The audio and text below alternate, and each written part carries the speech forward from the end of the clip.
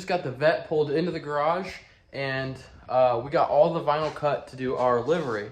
I can't remember how many total pieces it is, but it's a lot, so we definitely got our work cut out for us tonight. And if you've been following the channel for a little while, this place might look a little bit familiar. This is my parents' garage, which is where I used to do all my videos. I started everything I do in here pretty much. And my sister cut out all this vinyl for me, so I was back at my parents'. And I don't live in the same town, so I'm staying the night here. But because I'm back with my parents, that means I've got Maxton to help. What's up, dude? What up? It's been a while since you've been on the channel, dog. Oh yeah. Got some like crazy hair now. Yeah. You get cut. All right, we got a lot of work to do. Let's get going on this, dog. Alright.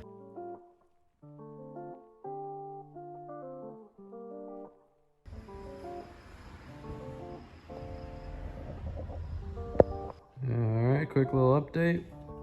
I think that was gonna be the hard part. I'm hoping that this part goes a lot quicker because it's already 12:15 and I gotta be up at 5 o'clock in the morning for work. So I'm gonna go ahead and try and get that knocked out real quick. Alright, an hour later, we're getting a little closer here. Gotta do the, we got one more color to go and then the logo that goes on the side. So we're getting pretty close. Alright, we just got it finished up on the one side. Turned out pretty decent. I'm not super stoked with it.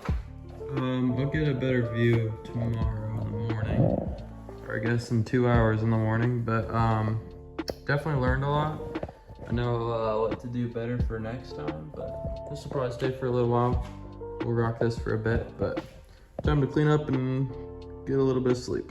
All right, we never really kind of got a full look of how the livery turned out. I kind of just forgot to record one. So I'll give you guys a quick look now. I think I'm gonna make some changes for the other side, and then we'll probably end up copying them over to this side. But it looks pretty good. It's definitely not perfect. But now today I'm gonna spend a few more minutes getting this car drift ready. Got a steering wheel to put on it. So I'm gonna go ahead and try and get some of that chipped away in between some of the other work I'm doing. So hopefully we can get that knocked out real quick.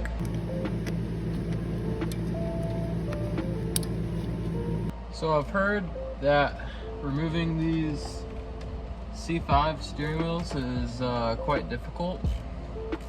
And I definitely don't have any of the right tools. But honestly, what fun would that be? So we're probably gonna have to come up with some kind of ghetto way to pull this thing off. So I hear they like break steering wheel pullers, and I'm sure that'll be a great time.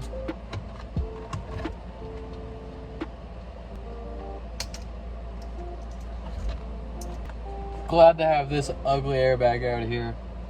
Biggest gripe with the C5s. This looks so dated. All right, if this ain't some Mason Tomlin stuff, I don't know what is. We got our official steering wheel remover. Installed up here where the target top latch goes into the halo back here. I gotta assume this is pretty structural. That and the windshield's really all you got if you roll over.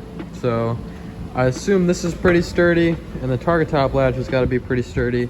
So I'm gonna put some good tension on that, lubricate the shaft in there, and then start beating it with a hammer, I think, and we'll see where we get. That's as tight as I feel comfortable going with that. We just go to town, I think.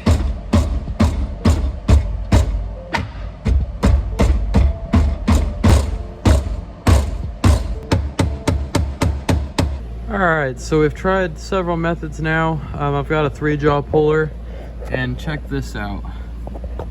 You might be able to see it there. The actual hub, literally the hub of the steering wheel is just folding in half.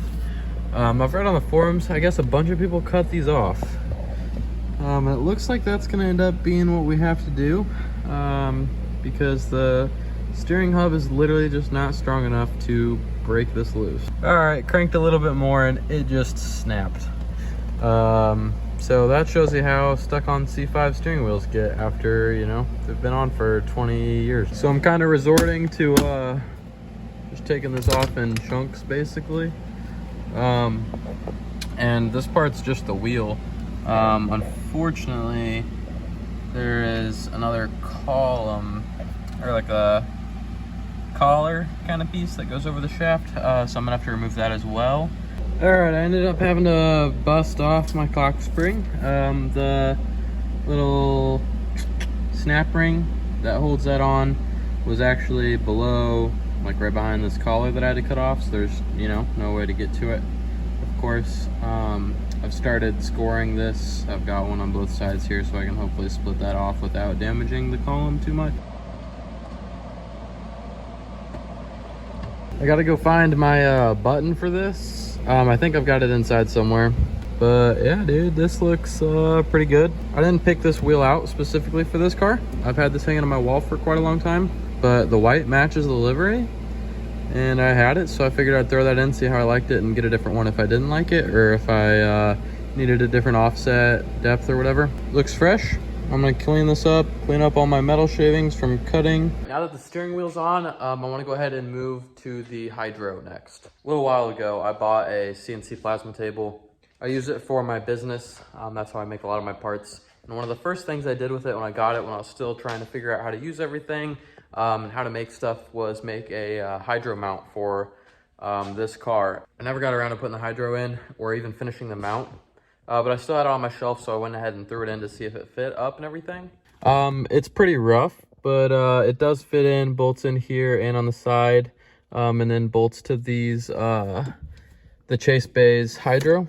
Since I'm in a big time crunch here, I'm probably gonna use this mount for now and redesign it later. Again, it was one of the first things I made, and I don't think I really even finished it. There's definitely some improvements that could be made. But now I've got to figure out, now that I know exactly where the hydro is gonna be mounted, I got to figure out all of the lines and fittings and everything I'm going to need so I can get that stuff ordered, so we won't finish the hydro today. I was just getting it all mocked up, so I knew what all we needed to get ordered to have this ready soon.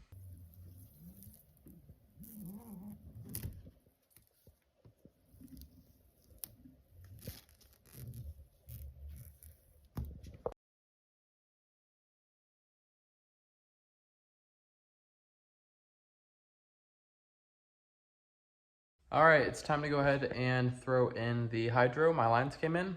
Got our lines on it and got it installed to the bracket. So we're ready to bolt it in, fill it with fluid, and get it bled. All right, hydro is in, and I got my lines running up back here. And it was a nice and convenient spot to just run the lines along with the hood latches there. There's already, you know, that cut out to go out to the engine bay, so they just run out with those hood latches and conveniently come up right here next to the master cylinder. This one's gonna run up here to my ABS module, and then this one will just go right to the master. But before I hook these up, I'm gonna bleed these lines. These lines are full of air. If I was to just hook them up, we'd have to flush all that air through the rest of the brake lines all the way out the calipers. So you might as well just bleed the air out of these lines now, so when you hook them up, they've already got fluid. That'll just make the rest of the process go a lot quicker and easier. All right, I was mistaken. We're not actually going into the master cylinder here. We're going down that line where it runs down here, down to the other end of that line and attaching there. Disconnecting it from the ABS module down there instead. Next, that's the inlet. So now we've got this outlet here. We just need to disconnect the two lines from the ABS module that go to the rear brakes, and connect them into that T-fitting there, and then we'll just bleed the system. Never mind, forgot. We also need to tee off the front brakes so that we don't just have two brakes on the ABS and two not. That would freak the whole system out. So we'll tee off the front brakes and the rear brakes, and then we get to bleed the system and should be ready to rip. When we were installing the hydro the first time, I messed up. Cranked it down just a little too tight. Got that replacement line in. Time to pop that in. Bleed this out.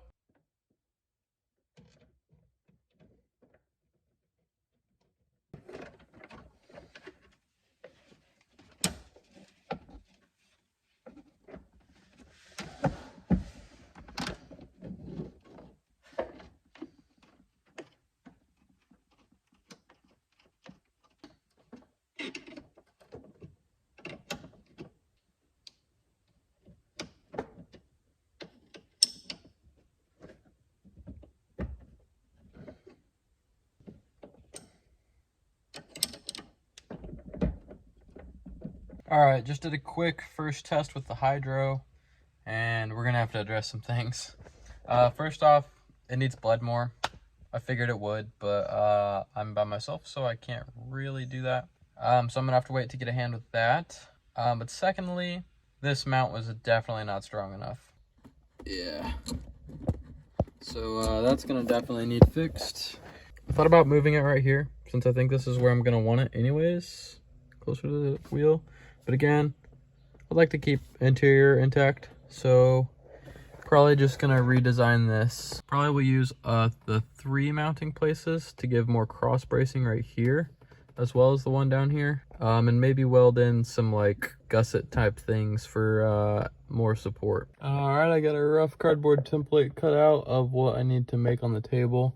I'm gonna make a whole base plate here. I'm kind of doing this just as like I know this is gonna work. I don't really have time to design the whole other product, get that all dialed in and like a product ready to sell or anything. We're running out of time here. So I'm just gonna cut out a plate, make a mount for it on the hydro that will mount to the hydro, weld it to this plate wherever it needs to be, so I don't have to 3D model all this. Yeah, it'll work, but it won't be the nicest or prettiest thing, so. Sweet. Got that cut out on the table. I decided to just hand drill the holes to make programming the cut easier. And then we'll cut out a bracket to weld onto here for the actual hydro. Got my holes drilled. Just cut out the second bracket there. This one just mounts to the ears here that the actual master cylinder will mount to. It'll just go in there. And then we'll weld it to the plate here. And then there's a mounting point on the side of the tunnel here that'll make another bracket that'll come up and then weld onto there. So this will mount down in those 3 points and then one down there. And then to this itself. And then I'm probably gonna drill and tap holes there. Unless I can fit a nut underneath of it, then I'll just put a nut on it. But then that'll bolt that down to this plate as well. So should be pretty secure whenever I'm all done. All right, we got this thing fully installed, all bolted in. Down there I made a little L bracket that bolts down on the side and welded it onto this base plate. Don't mind my welds. My welding mask decided to stop working and I welded this with my eyes closed. It's still got some flex to it, man. These have to be so sturdy. So I'm pressing on the brake and this is an inline setup. So like right now the hydro is completely stiff, and like pulling on it hard, you'll see there's still a little bit of flex in it. So I mean, it's totally gonna withstand it, I think, and hold up, and it shouldn't break, but there's still some flex, man. These things got to be sturdy. So now that we got the hydro in, I need to bleed it still properly. I can't do that today. I need a second pair of hands. I've got a quick modification to do to the seats to add some more bolstering. If that doesn't work, I'm going to end up putting a seat in, I think. If you have a C5, this is a cool free mod to do it. I found it on the forums. We're going to do that. It only takes a few seconds, so we'll see what that does for us. All right, so down at the back of the seat here is this long clip. I just unclipped that, and then up here's some zippers. You unzip that and you can get this whole front padding out. I'm going to remove a little bit of padding from this so you sink into the bolsters a little bit more, and then I'll show you what we're going to do to make these bolsters stick out just a little bit more.